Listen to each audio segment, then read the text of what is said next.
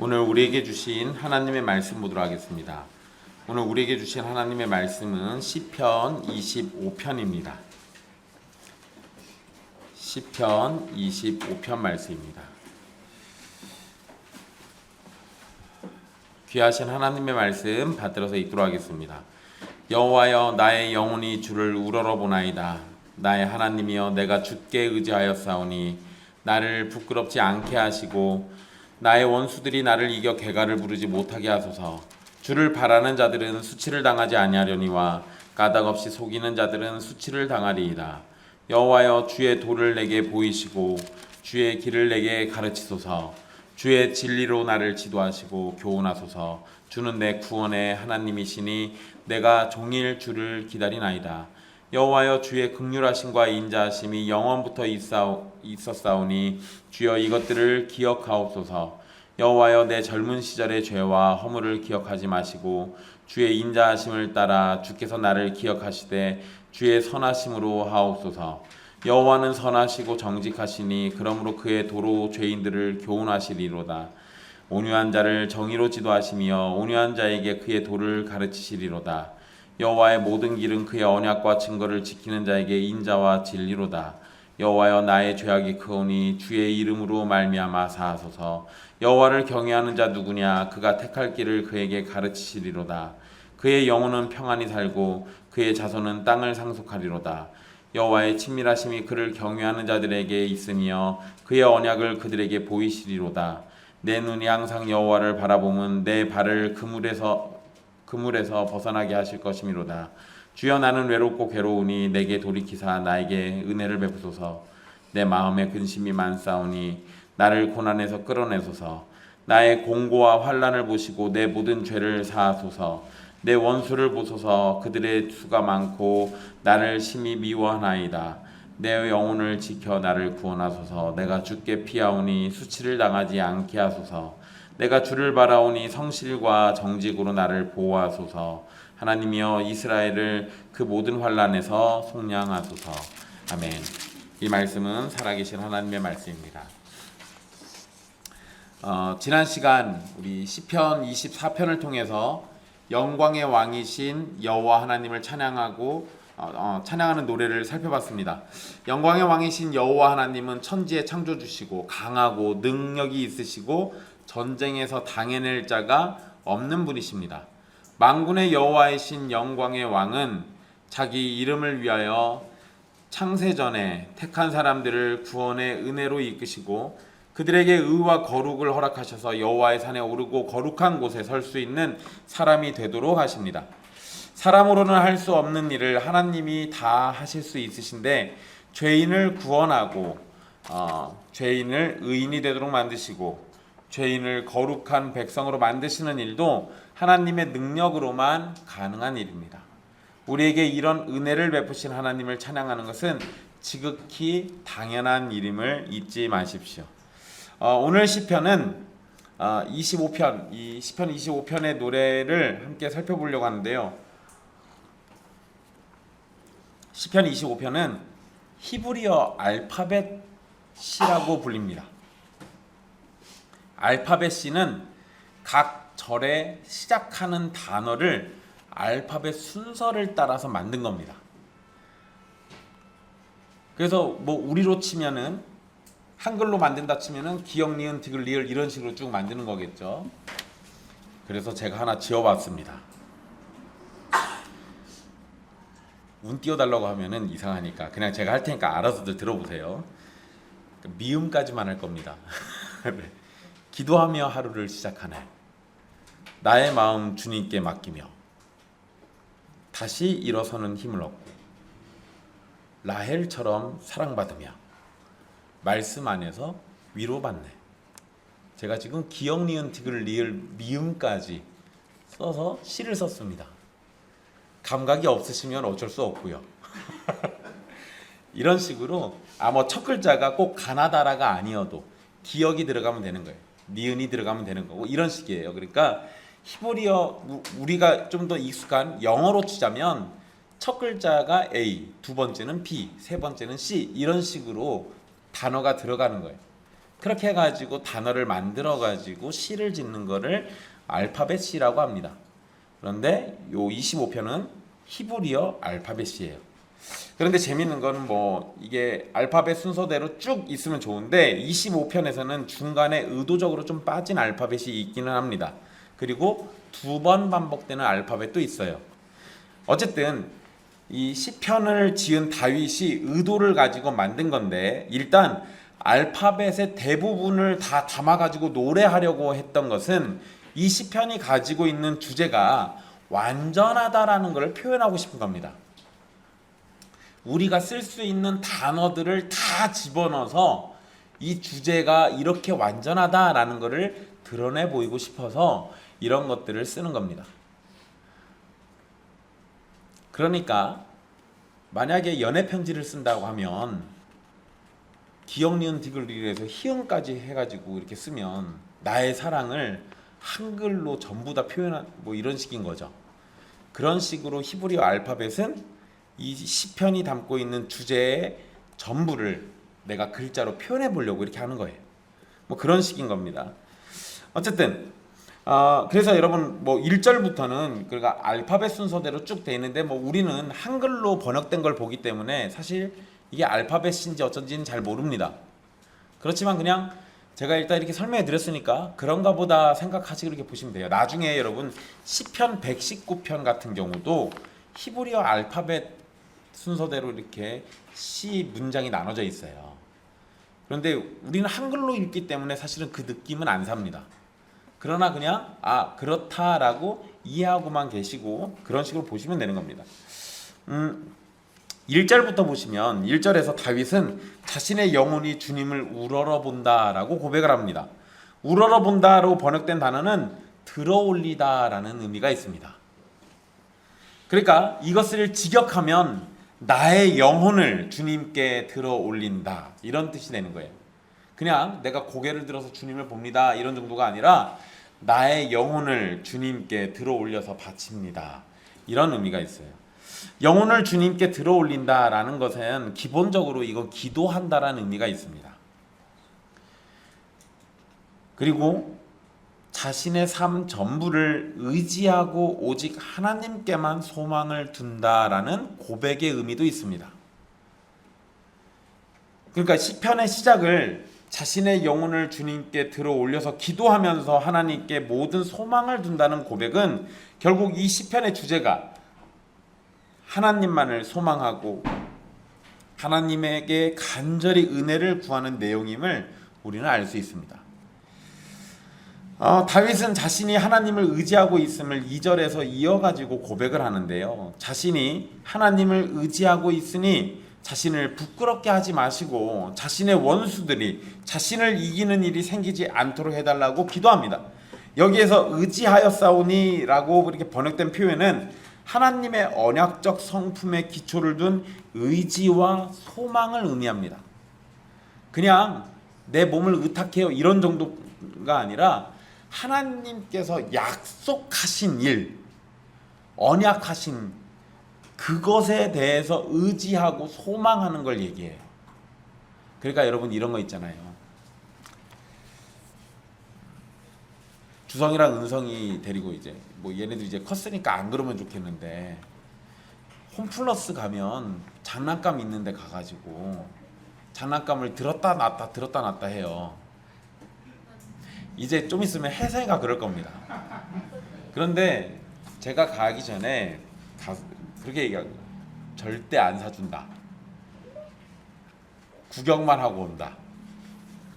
그럼 가서 구경만 하고 와야 하는데 그래도 아빠에게 약간의 의지하는 마음과 소망이 생기면 들었다 놨다 하면서 불쌍한 척 하면은 마지못해서 제가 사줄 수도 있잖아요. 그러니까 사준다라는 약속의 보장은 없으나 그냥 소망을 품고 들었다 놨다 하면서 이렇게 하면 뭐 사줄 수도 있고 안 사줄 수도 있고 이런 거겠죠. 근데 여러분 이거는 막연하게 의지하는 거예요. 그죠? 근데 만약에 제가 홈플러스를 딱 들어갈 때 야 오늘은 내가 장난감 사줄 테니까 10만 원 밑으로 무조건 골라 라고 하면 제가 약속하고 들어간 거잖아요. 그러면 이제 그때는 얘기가 달라지죠. 가가지고 들었다 놨다 하는 거는 이게 10만 원 중에서 내가 뭘 사야 나중에 후회가 없을 것인가, 그거 가지고 들었다 놨다 하면서 생각할 거 아니에요. 그러니까 의지할 때 또는 소망을 품을 때 막연하게 소망을 품는 것이냐, 아니면 하나님의 약속이 기초되어 있는 상태에서 그것에다가 소망을 품느냐, 얘기가 완전히 달라요. 그런데 2절에서 그 내가 주께 의지하였사오니라고 할 때 그 표현은 하나님이 하신 약속, 그 언약, 그것에다가 기초를 둔 의지와 소망인 거예요. 그러니까 이 의지는 실망이 없고 후회가 없습니다. 왜냐하면 내가 그렇게 소망을 둔 거는 하나님이 먼저 나에게 그런 약속을 주셨기 때문에 그러는 거예요. 그리고 의지했다라는 이 표현을 통해서 다윗은 자신이 하나님과 매우 친밀한 관계에 있다라는 것을 나타내고 있는 겁니다. 아마도 이 시를 노래할 때 이 문맥에서 내용을 보면 다윗의 원수가 다윗을 공격하거나 다윗의 상황을 비웃고 있는 것으로 볼 수 있습니다. 그래서 다윗은 원수들로 인해서 자신이 부끄러운 일을 당하지 않게 해주시기를 기도합니다. 그래서 2절에 내가 주를 의지했으니 나를 부끄럽게 하지 마시고 나의 원수들이 나를 이겨서 개가를 부르지 못하게 해달라고 얘기하죠. 여기서 여러분 개가를 부른다라는 표현은 승리를 자랑하는 것을 의미합니다.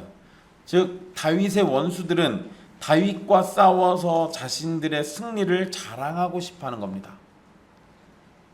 그러니 하나님께서 지켜주셔서 원수들이 승리의 노래를 부르는 것을 못하게 해달라고 지금 요청하고 있는 거예요. 다윗은 자신이 하나님을 의지하는 백성이니 자신을 부끄럽게 하지 않고 원수들로부터 지켜주실 것을 기도하고 있는 겁니다. 자, 1절에서는 우러러 본다라고 표현했고요. 2절에서는 의지했다라고 표현을 했는데 다윗은 3절에서 주를 바라는 자들은 수치를 당하지 않을 것이다 라고 노래합니다. 그러니까 우러러보고 의지하는 걸로 인해서 이것이 곧 주를 바라는 자들의 모습이거든요. 그런 사람들은 수치를 당하지 않아요. 그런데 이건 사실상 자신이 주를 바라고 있다라는 고백을 담고 있는 겁니다. 한글 성경에서는 생략되어 있는 표현인데요, 이 3절 원문에 정말로라는 단어가 맨 앞에 나와 있습니다. 이 표현은 3절에서 나온 내용이 개인적으로 경험되고 적용되는 말씀이 아니라 하나님의 모든 백성에게 적용이 되는 말씀임을 나타내는 겁니다. 그래서 정말로 라는 표현을 넣어놨는데 우리 한글 성경은 그걸 빼버렸어요. 좀 안타깝긴 합니다.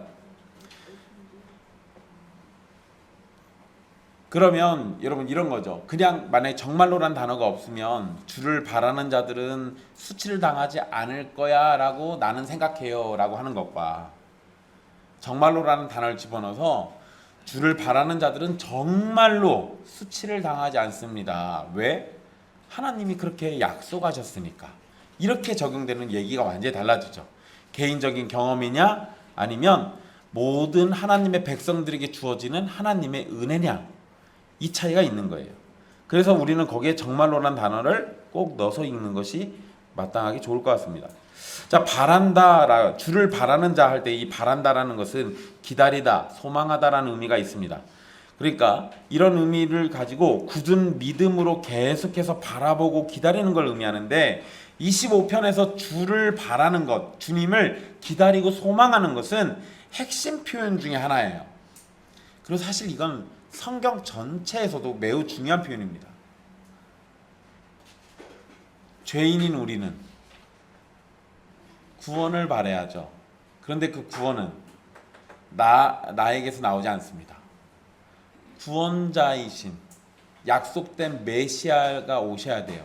그러니까 죄인들은 모두가 다 약속된 메시아를 간절히 바랄 수밖에 없어요. 그런데 하나님께서는 그 메시아가 바로 자신이라고 얘기합니다. 그러면 모든 사람들은 결국 누구를 바라야 합니까? 하나님을 바라볼 수밖에 없어요. 하나님을 소망할 수밖에 없습니다. 이게 성경 전체의 핵심이에요. 그러면 구원받은 사람들은 이미 하나님을 바라서 구원받았으니까 더 이상 소망 둘 필요가 없잖아요. 아니죠. 구원받았으나 여전히 이 땅에서 고통받고 있기 때문에 하나님의 나라가 속히 오고 하나님의 통치가 빨리 오고 하나님을 직접 대면하면서 이 모든 고통으로부터 벗어나기를 또 소망하게 되겠죠. 그러니까 성도들은 믿기 전에도 하나님을 소망하고 믿고 난 다음에는 더 많이 소망하게 됩니다. 그래서 주를 바란다라고 할 때 이 바란다라는 이 표현은 성경의 핵심 표현일 수밖에 없어요. 하나님을 간절히 바라는 자는 수치를 당하지 않지만 거짓말로 의인들을 속이는 자들은 수치를 당할 것을 확신하면서 다윗이 말합니다. 자, 주를 바라는 자들은 신실한 자들입니다. 그들은 믿음으로 하나님을 바라보고 소망하며 기다립니다. 그런데 막연한 기다림이 아니라 확신에 찬 기다림이에요. 그래서 3절은 그냥 당하지 않을 걸 이런 기대가 아니라 당하지 않는다. 그리고 악인들은 수치를 당한다 라고 얘기하잖아요. 확신에 차 있어요. 이 확신이 어디서부터 왔겠습니까? 주님의 언약으로부터 온 거예요. 다윗이 구원해 주실 것을 하나님께 기도했는데 구원에 관한 기도로 끝나는 것이 아니라 구원을 통해서 주의 도와 길을 깨닫게 되기를 4절에서 기도합니다. 도와 길은 하나님의 율법 또는 가르침을 의미하는 것이 일반적입니다. 그러니까 여기서도 하나님의 말씀 또는 하나님의 가르침이라고 이해될 수 있을 거예요. 그런데 여러분, 문맥에서는 이 도와 길이 율법이나 가르침만을 의미하는 게 아니라 하나님을 소망하는 죄인을 용서하셔서 징계받지 않게 하시고 악인들의 불의한 공격으로부터 건져내시는 하나님의 의로운 일하심을 가리키는 겁니다.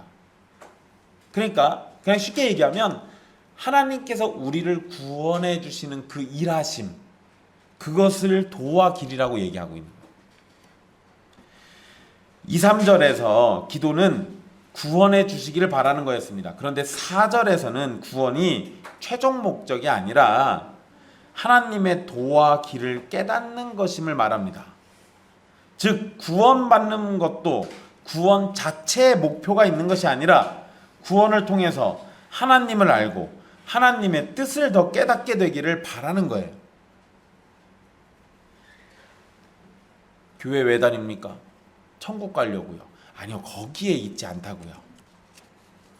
우리의 목적과 목표가 거기에 있지 않아요. 물론 천국 가려고요 라고 말하는 것을 비난하실 필요는 없습니다. 어린아이와 같은 믿음이라고 생각하시면 돼요. 그런데 믿음이 점점 자란다면 구원받으려고가 아니라 하나님 때문에 라고 얘기를 해야겠죠. 우리가 구원을 받아서 하나님에 대해서 더 알고자 하는 거예요. 5절 이 앞부분은 4절의 내용에서 이어집니다. 주의 진리로 나를 지도하시고 교훈하소서. 이것은 결국 여호와여 주의 도를 내게 보이시고 주의 길을 내게 가르치소서라는 이 표현과 자연스럽게 이어집니다. 주의 진리로라는 표현은 진리인 하나님의 말씀으로 인도해 달라는 의미입니다. 물론 저 진리라는 표현이요, 신실하시다라는 의미도 있습니다. 그럼 그렇게 이해해버리면 주의 신실하심으로 나를 지도하시고 교훈하소서가 돼요.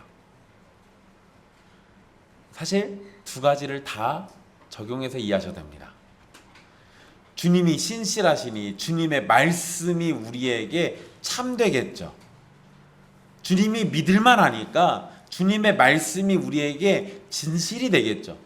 그래서 주의 진리로 우리를 지도하고 교훈을 받는 거예요. 진리 안에서 인도함을 받는 것은 결국 진리로 사는 것을 의미합니다. 이것이 중요한 것이 뭐냐면 하나님의 가르침은 단순히 지식 전달이 목적이 아닙니다. 하나님의 가르침은 언제나 우리의 삶에 영향을 미치는 가르침을 의미합니다. 여러분, 우리가 학습이라고 하면 배우고 익히는 거죠. 익히는 게 뭐예요? 실천하는 거예요.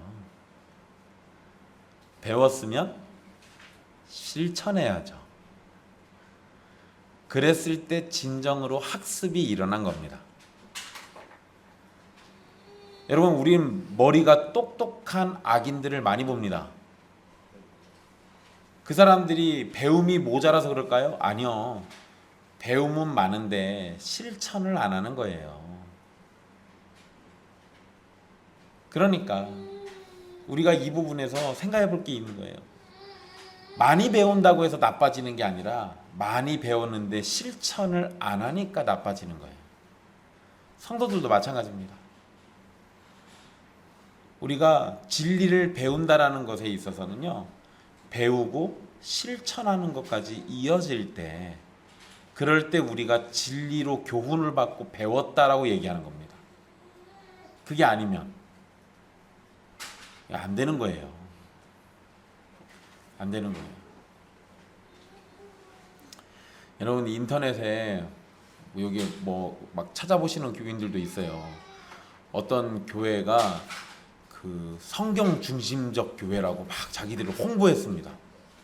근데 지난주하고 지난주 설교를 연달아서 우리가 보는 이 성경 말고 타르굼 성경이라고 그래서요, 유대인들이 쓴 이상한 성경이 있어요. 주석 성경. 그거 가지고 설교하신 목사님이 있어요. 자기네 교회는 성경 중심이라고 했는데 성경에 없는 내용 가지고 설교를 했습니다. 그래가지고 어떤 목사가 저한테 그것 좀 확인해 달라고 그래가지고 제가 지난주에 바빠 죽겠는데 그걸 또 봤다는 거 아니에요. 충격받았습니다. 그분이 룻기로 설교하셨는데 룻의 아버지가 에글론이래요. 에글론이 누군지 아세요? 사사기에 보면 에훗이란 사사가 가서 칼로 팍 찔러서 죽인 사람이 있어요.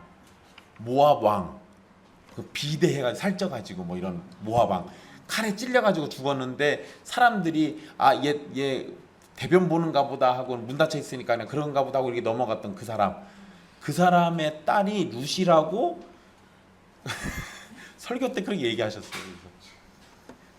상상력이 과하면 문제가 됩니다. 근데 여러분, 아무리 자기들 입으로 우리 교회는 성경 중심이에요 라고 떠들어도 설교 때 성경 중심을 안 하면, 성경에서 벗어난 이야기 하면 성경 중심이 아닌 거잖아요. 내가 말하는 것과 내가 실천하는 것과 이것이 하나가 될 때, 그럴 때 참되게 학습하고 배우고 그렇게 산다라고 얘기할 수 있는 거예요. 이런 것들 잘 생각해 보십시오. 어쨌든 하나님의 가르침은, 다시 말씀드리면, 단순히 지식 전달이 목적이 아니에요.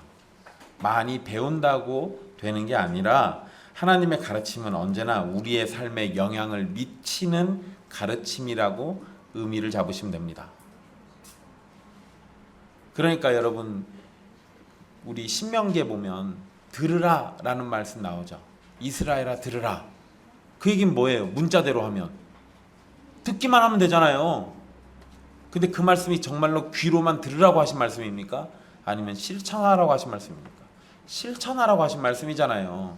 요한계시록에서 귀 있는 자들은 들으라 라고 얘기하실 때 그냥 귀로 듣기만 하라고 그 얘기하신 거예요?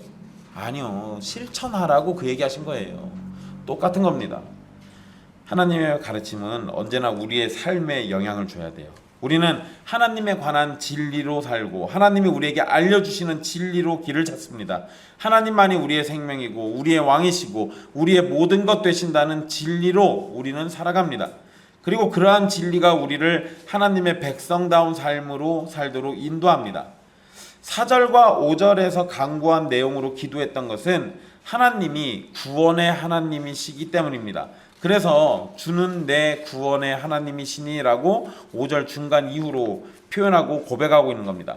구원의 하나님을 향해서 내가 종일 주를 기다리나이다 라고 고백을 또 합니다. 구원의 하나님을 언급한 내용과 연결해서 4절 5절 말씀을 이해한다면 주의 도를 보여주고 주의 길을 가르쳐주고 주의 진리로 지도하고 교훈해달라고 기도했던 것은 단순히 하나님의 말씀을 가르쳐달라는 기도가 아니라 하나님의 구원을 보여주고 가르쳐달라는 의미로 생각할 수 있습니다. 그러니까 그냥 하나님에 대한 지식만이 아니라 그 지식이 나를 살게 하고 나를 생명력 있게 만들고 그 지식으로 내가 생명의 근원이신 하나님을 바라보고 하나님과의 관계를 맺고 이렇게 살아가게 되기를 바라는 거예요. 그리고 5절 마지막 표현, 내가 종일 주를 기다리나이다. 이 말씀 잘 생각해 보십시오. 구원의 하나님이심을 깨달은 사람은 구원의 주님을 바라봐야 합니다. 그것이 긴 날이라고 할지라도, 설령 어두운 날이어도, 폭풍우가 몰아치는 날이라고 해도 주님을 종일 바라봐야 합니다.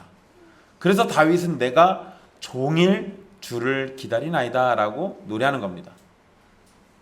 여러분은 여러분의 삶 가운데 하나님을 언제 기다리십니까? 어쩌다 한번? 밥 먹기 직전에 씻기도 할 때 잠깐? 아니요. 다윗은 하루 종일이라고 얘기해요. 우리도 주님을 종일 바라보고 종일 기다려야겠죠. 이건 여러분 감정이입을 쉽게 하실 수 있습니다. 사랑하는 사람을 이렇게 보고 싶은 마음이 생기면 종일 그 사람만 보고 싶지 않아요? 그런 걸 여기다 적용하시면 돼요.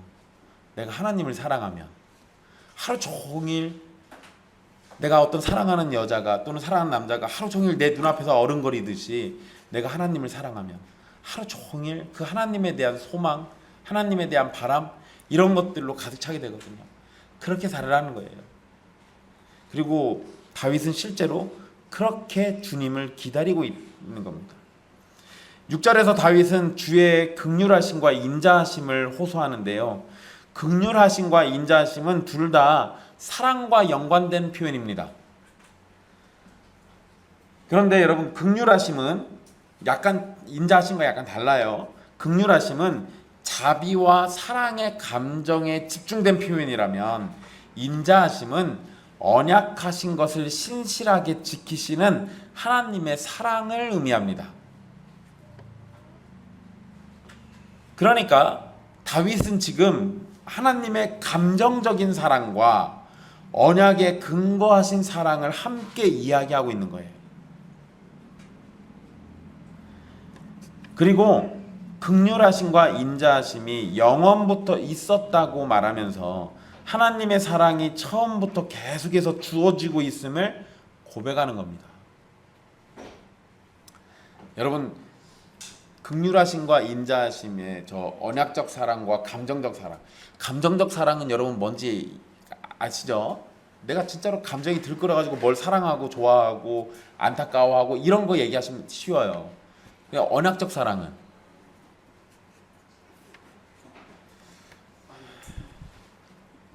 저거는 그냥 그렇게 해야 하는 거예요. 약속이 있어서 그렇게 해야 하는 거예요.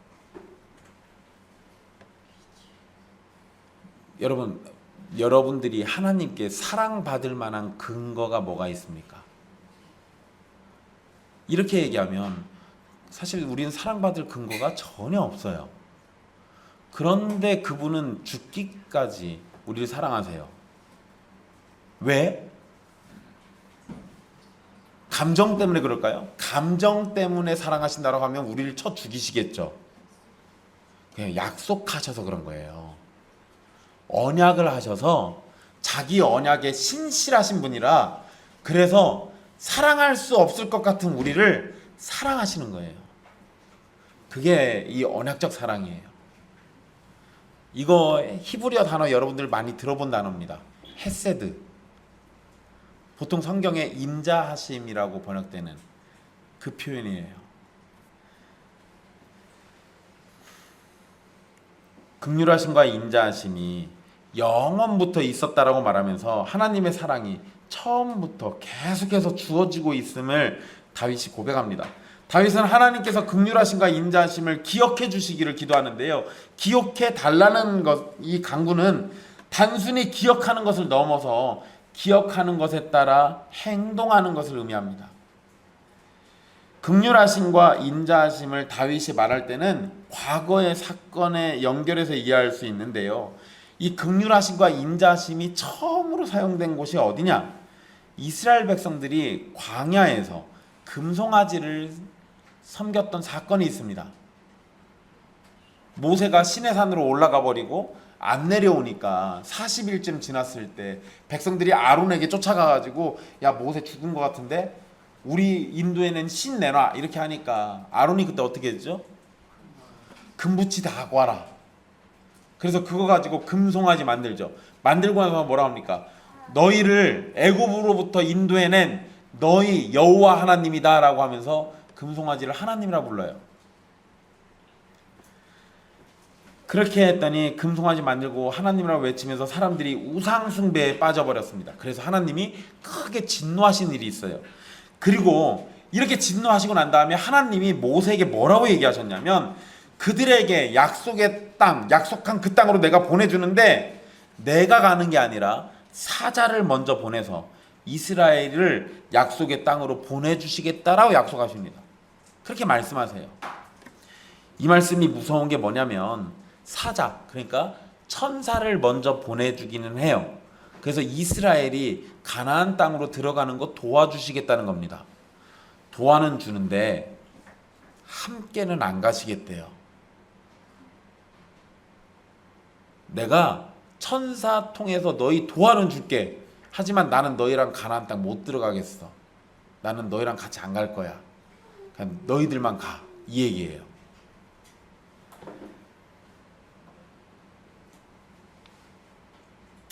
하나님이 함께 하시지 않으면 아무리 가나안 땅을 차지하고 정복한다 해도 이스라엘에게는 큰 의미가 없는 겁니다. 이 사실을 알고 있는 모세가 회막에서 기도를 해요. 그러면서 하나님께 긍휼하심을 베풀어 주시기를 막 기도합니다. 그러면서 또 뭐를 강조하냐면 하나님께서 우리를 애굽으로부터 건져내 주시고 우리 조상에게 하셨던 약속이 있지 않냐고 그 얘기를 끄집어내요. 뭐에 의지한 거죠? 인자하심, 그 언약에 의지해서 기도를 해요. 그러니까 나중에 하나님께서 마음을 바꾸십니다. 그리고 내가 그들과 함께 가겠다라고 얘기하세요. 그리고 나서 모세에게 자신의 이름을 선포하시면서 하신 말씀이 출애굽기 34장 6절에 기록되어 있습니다. 제가 읽어드릴게요. 여호와께서 그의 앞으로 지나시며 선포하시되 여호와라 여호와라 자비롭고 은혜롭고 노하기를 더디하고 인자와 진실이 많은 하나님이라. 이 말씀에서 이 자비롭다라는 표현이 긍휼하다라는 표현이에요. 긍휼하시다라는 표현. 그리고 인자와 진실이 많다라고 하셨죠. 저 인자가 인자하심 얘기하는 거예요. 진실은 아까 앞에서 얘기했던 그 진실, 신실하시다라고 했을 때 그 표현. 그래서 여러분 여기에서 굉장히 중요한 세 가지 하나님의 성품이 나와요. 자비로우신 거, 긍휼하심, 인자가 많으신 거, 그리고 신실하신 거. 이 세 가지. 이 세 가지는 나중에 이스라엘 백성들이 하나님을 부르짖을 때 꼭 언급하면서 사용하는 겁니다. 어쨌든 즉 여기에서 이 긍휼, 자비롭다라는 이 표현, 즉 죄를 용서하고 구원해 주시면서 함께 하신다라는 의미로 하신 말씀이에요. 이후로도 이 긍휼하심과 인자하심은 이러한 의미로 자주 사용됩니다. 마찬가지로 다윗이 지금 하나님의 긍휼하심과 인자하심을 말하는 것은 원수들의 공격으로부터 지켜주실 것을 기도하는 의미도 있지만 동시에 자신의 죄로부터 구원해 주실 것을 기도하는 의미도 포함되어 있는 겁니다. 이러한 의미는 7절에서 더 분명하게 드러나게 되는데요. 다윗은 자신의 젊은 시절의 죄와 허물을 기억하지 말아달라고 기도합니다. 여기에서 죄와 허물은 모두 복수형으로 사용됐습니다. 그러면 어떻게 읽어야 돼요? 7절을 여호와여 내 젊은 시절에 죄들과 허물들을 기억하지 마시고. 자, 여러분 하나님을 긍휼하심과 인자하심으로 설명한다면 다윗은 죄와 허물로 설명됩니다.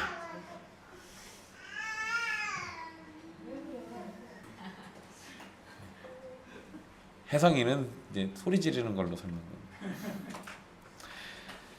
다시 하나님은 긍휼하심과 인자하심으로 지금 설명된다면 다윗 자신은 죄와 허물로 설명돼요. 이게 다윗만 그런 겁니까? 아니요, 우리도 그러죠. 그렇기 때문에 우리가 죄와 허물로 설명되는 존재들이니까 더욱 하나님의 긍휼하심과 인자하심에 의지할 수밖에 없음을 의미하는 겁니다. 죄와 허물로 죽은 사람은 하나님의 긍휼하심과 인자하심이 아니라면 완전히 답이 없는 상황입니다.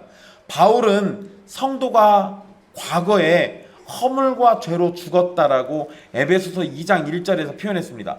다윗만 허물과 죄가 있는 게 아니에요. 다윗만 죄와 허물로 설명되는 게 아니에요. 모든 사람이 죄와 허물로 죽은 상태라고 설명되는 겁니다. 그러면 우리 모두 다 하나님의 긍휼하심과 인자하심만이 답인 겁니다.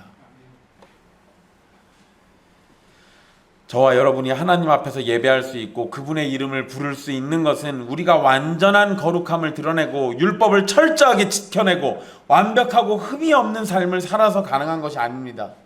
죄와 허물로 죽은 사람은 하나님 앞에 그 어떠한 공로도 내세울 수 없는 상태예요.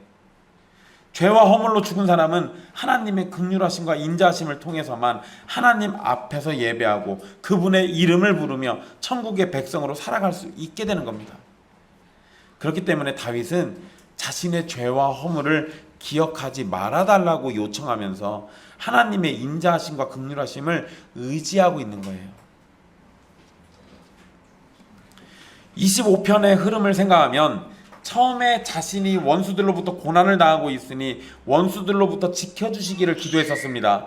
그리고 하나님의 긍휼과 인자를 언급하면서 이제 자신의 죄를 기억하지 말아달라고 기도하고 있죠. 이런 흐름으로 생각해 본다면 다윗은 자신이 지금 겪고 있는 고난의 원인이 누구 때문이라고 생각하는 거예요? 죄와 허물 때문이라고 생각하는 거예요. 젊은 시절의 죄들과 허물들을 언급한 것은 고난의 원인이 되는 죄와 허물을 포함해서 이전에 지었던 모든 죄를 포함하는 겁니다. 다윗은 죄를 기억하지 않고 용서해 주시는 하나님의 자비를 간절히 바라고 있는 거예요. 자신들의 죄들과 허물들을 기억하지 말아달라고 기도하는 다윗은 대신에 자신을 기억해달라고 기도합니다. 그런데 그냥 자신을 기억해달라는 것이 아니라 무엇을 따라서? 주의 선하심을 따라서 기억해 주시기를 기도합니다. 여기에서 자신을 기억해 주실 것의 이유를 다윗의 선행, 다윗의 가치 또는 지금까지 하나님을 어떻게 섬겼는지 보고 해달라는 것이 아니라 하나님 자신의 선하심을 따라서 해달라고 이야기합니다. 그러니까 근거가 어디에 있어요? 하나님께만 있어요. 하나님 저를 기억해 주시는데 저 좀 보고 기억해 주세요가 아니라 하나님 저를 기억해 주시는데 당신의 선하심을 따라서 저를 기억해 주세요. 나 좀 보고 기억해 달라고 그러면 진짜 죽어야 돼요. 다윗이 사건 사고를 많이 쳐요. 그럼 죽어야지. 근데 그게 아니라 주의 선하심을 따라서 기억해 달라고 하잖아요. 여기에서 이 하나님 그 자신의 어떠한 행위도 하나님의 자비를 간구할 근거가 되지 않는다라는 것을 알고 있기 때문에 그저 하나님의 자비하심, 자비로우심에 의지해서 자신을 기억해 주시기를 기도하는 겁니다. 선하심이라고 번역된 이 표현은 단순히 착한 것을 의미하는 게 아니에요. 요거 최고를 의미하는 겁니다. 최고예요, 최고. 선하다라고 할 때 이건 최고를 의미해요. 그러니까 주의 선하심을 따라 해달라는 요청은 주님께서 해주실 수 있는 최고의 것으로 해달라는 거예요.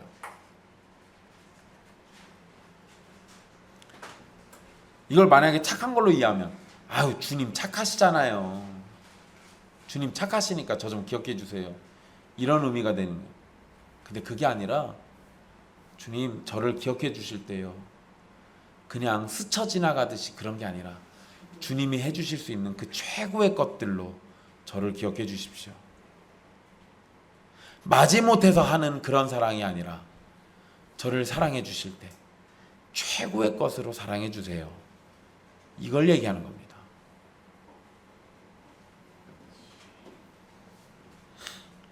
8절에서 여호와의 선하심이 다시 언급됩니다. 그리고 하나님의 도로 죄인을 교훈하실 것을 말합니다.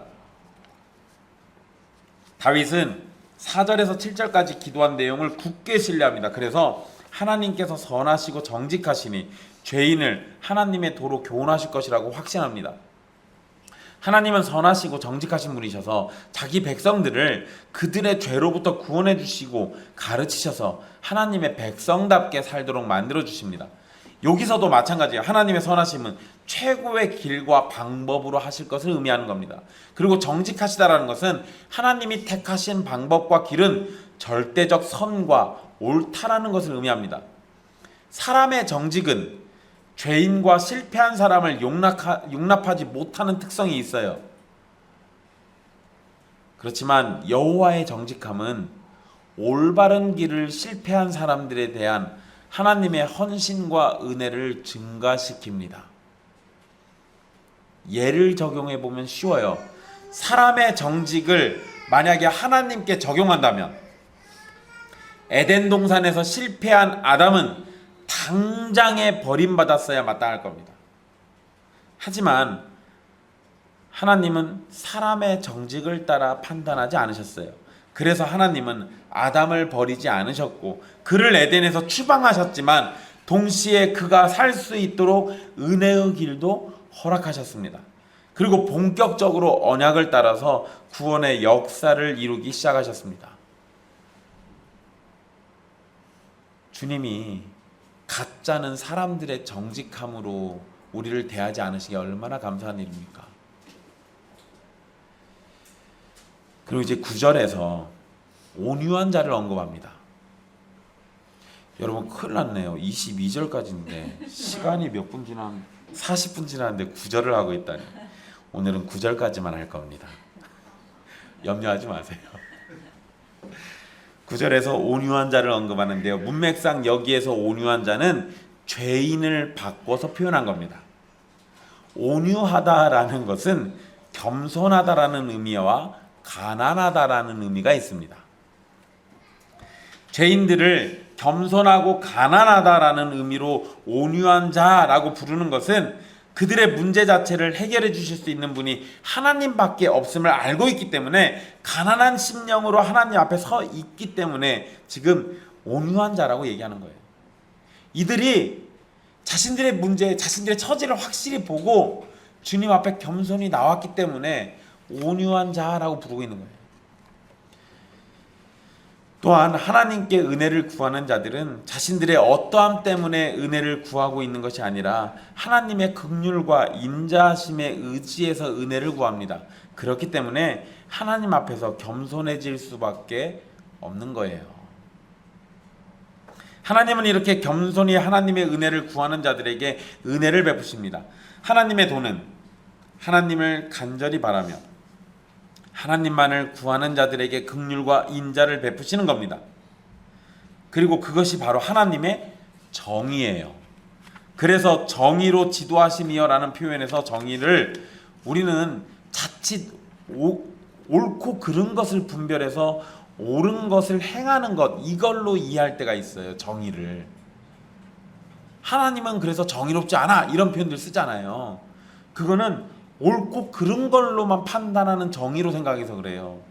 그런데 여러분, 사실 이게 잘못된 개념은 아니긴 하지만 문제는 정의를 말할 때 사람들이 누구를 기준으로 하냐면 사람, 나를 기준으로 해요. 그래서 문제예요. 그런데 성경에서 정의는 하나님이 옳다고 하시는 것, 하나님이 기뻐하시는 것, 하나님이 원하시는 것, 그게 정의예요. 그러니 다윗은 사람의 기준에서 정의를 요청하는 것이 아니라 하나님의 정의로 지도해 주시기를 기도하는 겁니다. 자, 시편 25편 1절에서 9절까지의 말씀을 생각해 보면 다윗은 자신이 죄인임을 알고 있고 하나님의 긍휼과 인자가 아니고서는 자신에게 구원이 없음도 분명히 알고 있습니다. 이것은 모든 사람이 깨달아야 할 절대적인 진리입니다. 25편에서 다윗은 분명 다윗을 미워하는 대적들로 인해서 수치를 당하는 상황이었어요. 이런 상황에서 보통 사람들이라면 자신의 무죄함을 주장하면서 자신을 해치려는 원수들이 잘못됐고 그들이 부당하다는 사실을 강조할 겁니다. 우리 그런 거 있잖아요. 누가 나 지적하면 너는 이런 거 하잖아요. 지금 그런 거예요. 그런 식으로 반응 보일 수도 있다고요. 그런데 여러분, 다윗은 원수들의 공격을 하나님께서 막아주시고 원수들로부터 수치를 당하지 않게 해주기를 기도하고 있긴 하지만 동시에 원수들이 나쁜 놈들이라고 얘기하는 게 아니라 자신이 하나님 앞에서 죄인임을 고백하고 있습니다. 우리는 바로 이러한 다윗의 모습을 닮아야 하는 거예요. 내가 항상 옳고 나만 진리를 알고 나만 세상을 옳게 바라보고 나만 틀림이 없다고 주장하는 것이 일반적인 지금의 세상에서 우리는 더욱 다윗과 같이 자신이 죄인임을 인정하는 모습을 닮아야 합니다. 우리가 죄인임을 인정하지 않는다면 우리는 하나님의 긍휼하심과 인자하심을 바라지도 않을 겁니다. 우리가 죄인인 걸 인정한다면 우리는 곧바로 하나님의 긍휼하심과 인자하심이 필요하다는 사실을 받아들이겠죠. 우리가 죄인임을 거부하지 않는다면 예수 그리스도를 통해서 구원 얻는다라는 이 절대적 진리도 거부하고 받아들이지 않을 겁니다. 우리가 죄인인 것을 받아들이지 않을 때 이런 일이 벌어져요. 그러니까 여러분, 예수님 믿으세요라는 얘기하면 내가 왜 믿어야 하는데? 라고 반응 보이는 사람들 있잖아요. 자신들이 죄인인 것을 못 받아들이니까 그래요. 그러면 우리가 복음 전할 때 예수님 믿으세요라는 말보다 저도 그렇지만 당신도 죄인입니다, 그 현실을 직시하게 해주는 게 사실은 더 중요해요. 그리고 우리에게 구원자이신 예수님이 있다라는 얘기를 해줘야 하는 거예요.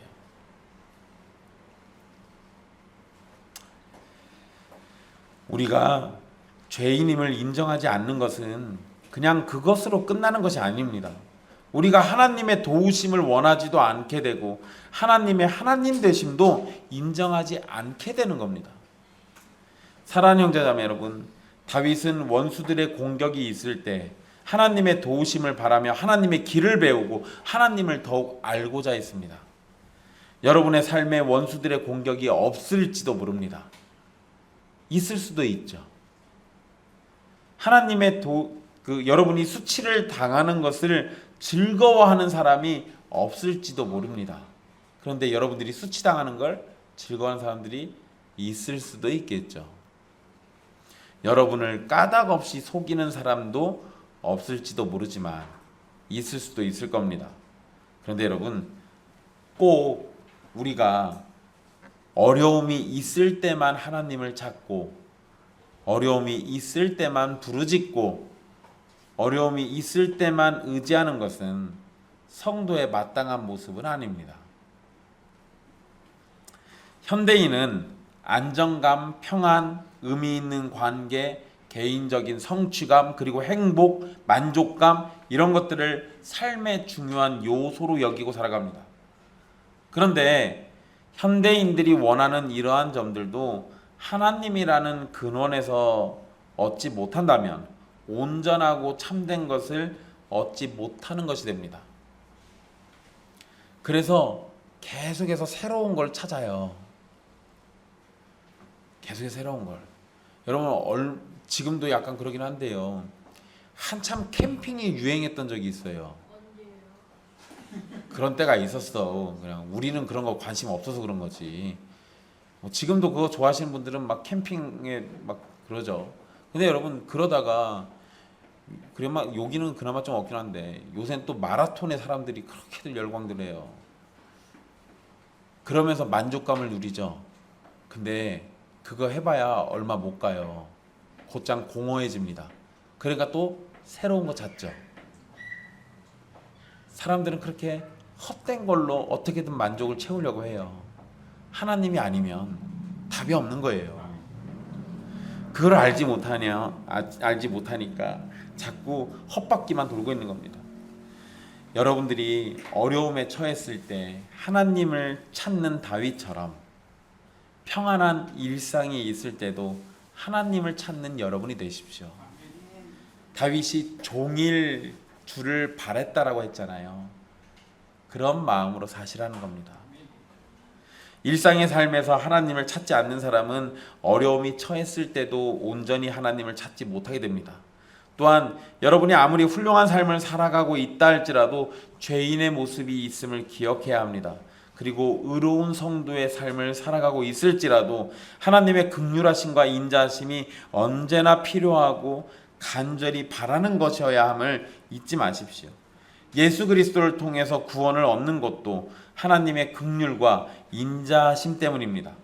성령님의 도우심을 받으며 거룩한 삶을 살아갈 수 있는 것도 하나님의 긍휼과 인자하심 때문입니다. 하나님의 선하심을 구하지 않는 사람은 하나님의 자녀가 아님을 드러내는 겁니다. 하나님의 백성은 하나님의 정의를 기뻐하고 하나님의 말씀과 뜻이 삶의 등불이 되는 것을 즐거워합니다. 이러한 즐거움을 가지고 하나님을 종일 기다리는 여러분들 되십시오. 주께서 말씀으로 또 주의 호흡으로 그리고 주께서 우리가 온전히 바라보지 못하지만 미처 깨닫지 못하는 그 순간에도 내밀어 주시는 주의 오른손으로 우리에게 계속 은혜 베푸실 겁니다. 기도하겠습니다.